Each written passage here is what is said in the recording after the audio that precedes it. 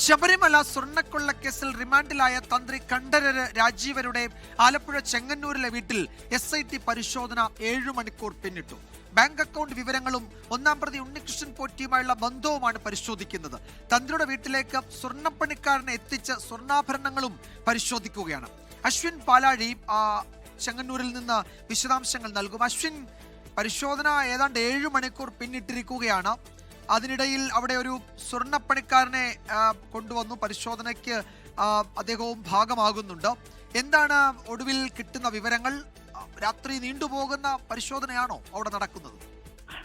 വിജയകുമാർ, തീർച്ചയായും 7 മണിക്കൂർ പിന്നിടുകയാണ് നിർണായകമായ പരിശോധന. ഈ കേസിലെ ഏറ്റവും പ്രധാനപ്പെട്ട അറസ്റ്റുകളിൽ ഒന്ന് അത് തന്ത്രിയുടെ അറസ്റ്റായിരുന്നു. അറസ്റ്റിന് പിന്നാലെ ഇന്ന് ഉച്ചയ്ക്ക് 2:40 പ്രത്യേക അന്വേഷണ സംഘം അദ്ദേഹത്തിന്റെ ചെങ്ങന്നൂരിലുള്ള വീട്ടിലേക്ക് പരിശോധനയ്ക്കായി എത്തിയത്.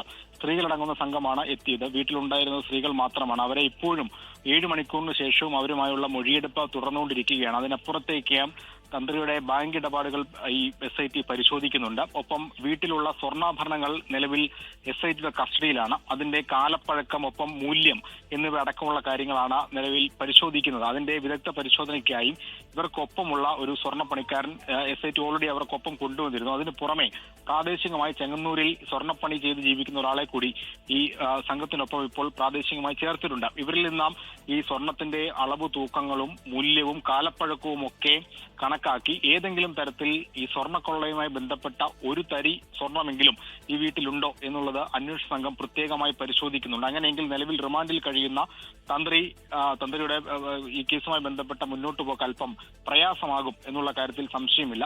മറ്റൊന്ന് ബാങ്ക് അക്കൗണ്ടിലെ വിവരങ്ങളാണ്. ഈ ബാങ്ക് അക്കൗണ്ടിലെ വിവരങ്ങൾ തേടുന്നതിലൂടെ, ശേഖരിക്കുന്നതിലൂടെ ഇവർ മുന്നോട്ട് വെക്കുന്നത് ഏതെങ്കിലും തരത്തിൽ പോറ്റിയും തന്ത്രിയും തമ്മിൽ പണമിടപാട് നടന്നിട്ടുണ്ടോ എന്നുള്ള കാര്യങ്ങളാണ്.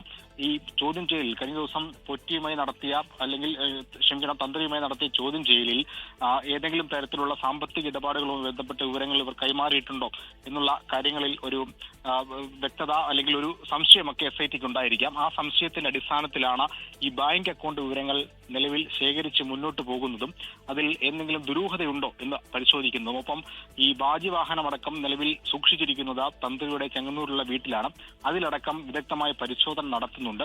എന്തായാലും ഏറ്റവും നിർണായകമായ അറസ്റ്റിന് പിന്നാലെയുള്ള നിർണായകമായ ചോദ്യം ചെയ്യൽ എന്നുള്ള നിലയിൽ തന്നെ, നിർണായകമായ തെളിവെടുപ്പ് എന്നുള്ള നിലയിൽ തന്നെയാണ് തന്ത്രിയുടെ വീട്ടിലെ പരിശോധന ഇപ്പോൾ മുന്നോട്ട് കൊണ്ടുപോകുന്നത്. എന്തായാലും 7 മണിക്കൂറിന് ശേഷവും SIT സംഘത്തിൽ ഒരാൾ പോലും പുറത്തേക്ക് ഇറങ്ങിയിട്ടില്ല. വീട്ടിലേക്ക് കയറിയ അവരുടെ ബന്ധുക്കൾ പോലും ഒരു നിമിഷം പോലും പുറത്തേക്ക് ഇറങ്ങിയിട്ടില്ല എന്നുള്ളതും ശ്രദ്ധേയമാണ്. ആ പരിശോധന ഇപ്പോഴും രാത്രി വൈകിയും തുടരുകയാണ്. വിജയകുമാർ, ലോകത്തെവിടെയായാലും ഏത് സമയത്തും 24 വാർത്തകളും ഓഗ്മെന്റഡ് റിയാലിറ്റി പാക്കേജുകളും എക്സ്പ്ലെയിനറുകളും വിശദമായി കാണാൻ ഞങ്ങളുടെ YouTube ചാനൽ നിങ്ങൾക്ക് സബ്സ്ക്രൈബ് ചെയ്യാം.